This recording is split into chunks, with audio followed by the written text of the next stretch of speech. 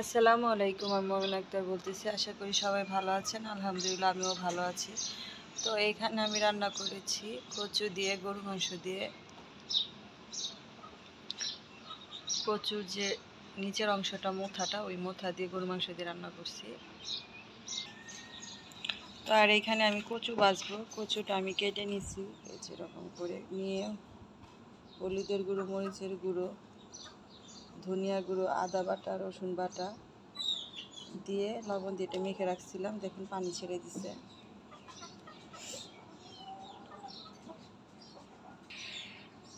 তো এইখানে আমি কিছুটা চালের গুঁড়ো আর বেসন নিয়ে নিছি। তো এই চালের গুঁড়োর বেসনটা আমি এখন এই যেটাতে দিয়ে দিব কচুর সাথে। তো এখন হাতের সাহায্যে ভালো করে মেখে নিই।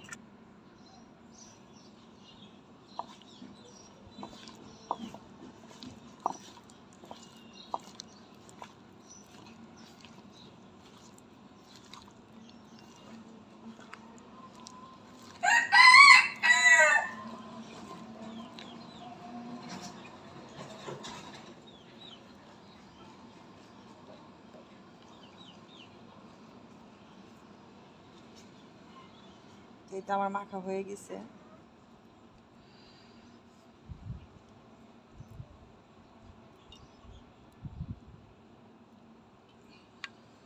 দিয়ে দিলাম আমি আমার পরিমাণ মতো তেল। তো কড়াইটা গরম হওয়া পর্যন্ত অপেক্ষা করব।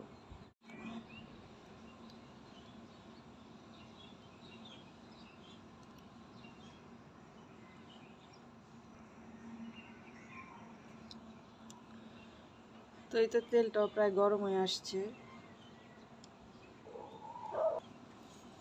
তো তেলটা গরম হয়ে গেছে, এখন আমি কচুগুলি দিয়ে দিব।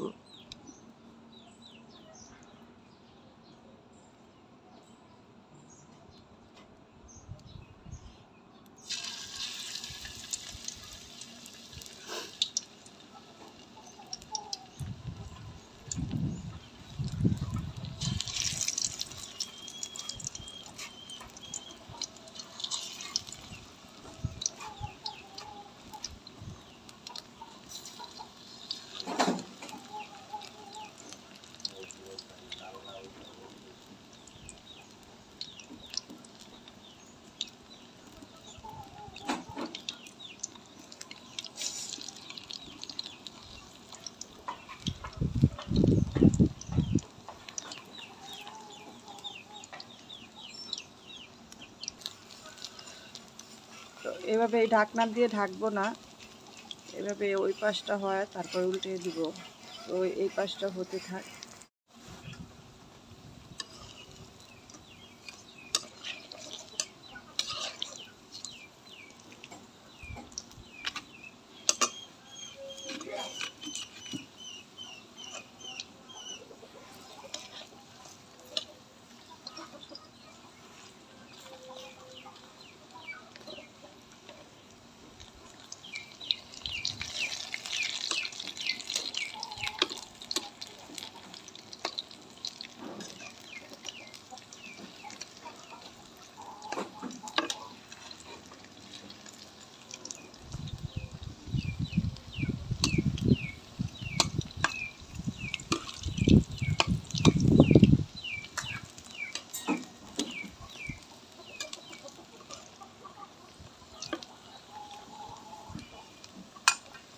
তো ওই পাশটাও আমি এরকম করে হয় নিব।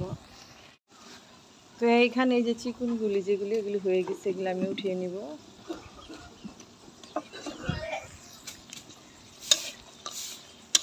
তো এই তো এগুলো হয়ে গেছে, এগুলো আমি নামিয়ে নিব।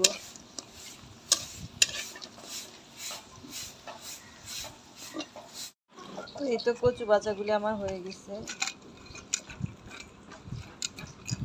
দেখুন কতটা মশলাটা হয়েছে।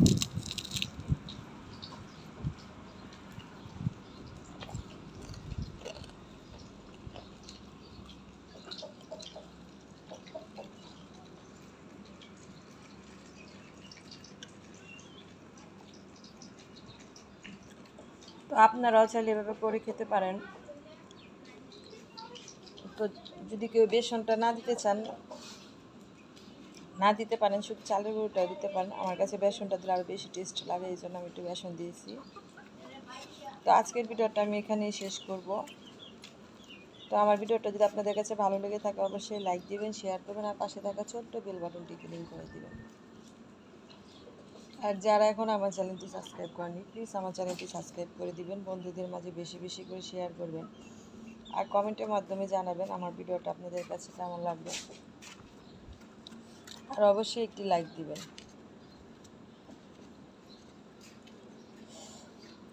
তো আজকের ভিডিওটা আমি এখানেই শেষ করবো। আল্লাহ হাফেজ।